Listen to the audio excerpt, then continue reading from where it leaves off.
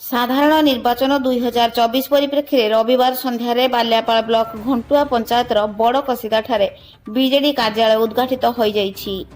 ଏଥିରେ 21 ନମ୍ବର ଜୋନ୍ର ଜିଲ୍ଲା ପରିଷଦ ସଦସ୍ୟା କାଞ୍ଚନ ଜେନା ଉତ୍ସବରେ ଅଧ୍ୟକ୍ଷତା କରିଥିଲେ।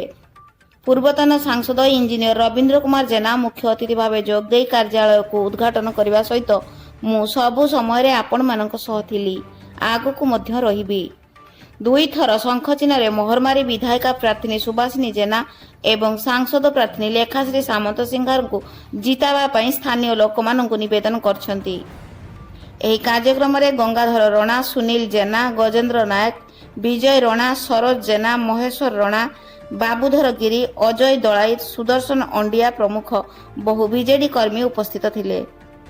ବାଲିଆପାଳରୁ ଭୀଷ୍ମଚରଣ ମଲ୍ଲିକଙ୍କ ରିପୋର୍ଟ, ମୋବାଇଲ ଟିଭି।